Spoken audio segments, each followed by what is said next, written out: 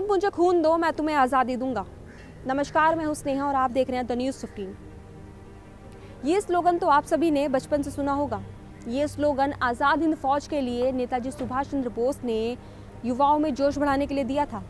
ऐसे ही न जाने कितने अनगिनत किस्से हैं नेताजी सुभाष चंद्र बोस से जुड़ी हुई, लेकिन इनकी मौत आज भी एक राज बनी हुई है।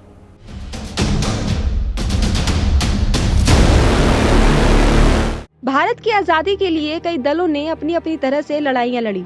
इन्हीं दलों में से एक था आज़ाद हिंद फौज, जिसकी अगुवाई सुभाष चंद्र बोस कर रहे थे।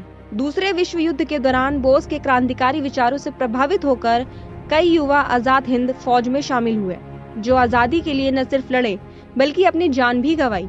गांधी जी से आपसी मतभेद के बाद सुभाष चंद्र बोस उनसे अलग होकर आज़ाद हिंद फौज का गठन किया था। इस फौज के गठन के बाद से लोग इन्हें नेताजी बुलाने लग गए। आज़ाद हिंद फौज के विस्तार और युवाओं में जोश भरने के लिए नेताजी ने कई नारा दिया, जिसमें से तुम मुझे खून दो, मैं तुम्हें आज़ादी दूंगा। याद रखिए, सबसे बड़ा अपराध अन्याय सहना है और गलत के साथ समझौता करना है। ये हमारा कर्तव्य है कि हम अपनी स्वतंत्रता का मोल अपने खून से चुकाएं। हमें अपने बलिदान और परिश्रम से आज़ादी मिले। हमारे अंदर उसकी रक्षा करने की ताकत होनी चाहिए। नेताजी का ये बुलंद नारा आज भी लोगों के दिलों में गूंजता है।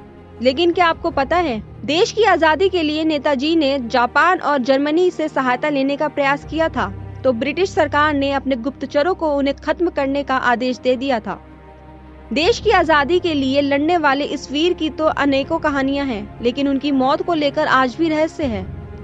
ऐसा कहा जाता है कि 18 अगस्त 1945 को एक हवाई जहाज दुर्घटना में उनकी मृत्यु हो गई थी, लेकिन उनके परिवार के लोगों का आज भी मानना है कि सुभाष की मौत 1945 में नहीं हुई थी। वे उसके बाद रूस में नजरबंद थे। यदि ऐसा नहीं है तो भारत सरकार ने उनकी मृत्यु से संबंधित दस्तावेज सार्वजनिक क्यों नहीं किए? जापान में हर साल 18 अगस्त को नेताजी का शहीद दिवस धूमधाम से मनाया जाता है। 16 जनवरी 2014 को कलकत्ता हाईकोर्ट ने सुनवाई के लिए विशेष पीठ के गठन का आदेश दिया था, जिसमें नेताजी के लापता होने के रहस्य से जुड़े खुफिया दस्तावेजों को सार्वजनिक करने की मांग की गई थी।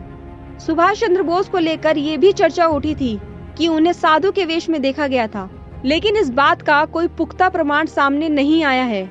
उनकी मृत्यु को लेकर अब भी कई तरह की धारणाएं हैं। सुभाष चंद्र बोस की तरह ही न जाने ऐसे कितने क्रांतिकारी नेता हैं जिनको लेकर आज भी सियासत में सवाल उठते हैं, लेकिन सियासत से हटकर इनको देखा जाए तो इनकी बलिदान की गाथा आज भी सबसे ऊपर मानी जाती है। तो दोस्तों, कैसी लगी हमारी आज की वीडियो मुझे कमेंट करके ज़रूर बताइएगा और इस वीडियो को लाइक एंड शेयर करना ना भूलिएगा। अगर आप इस चैनल पर नए हैं तो इस चैनल को सब्सक्राइब भी ज़रूर करिएगा।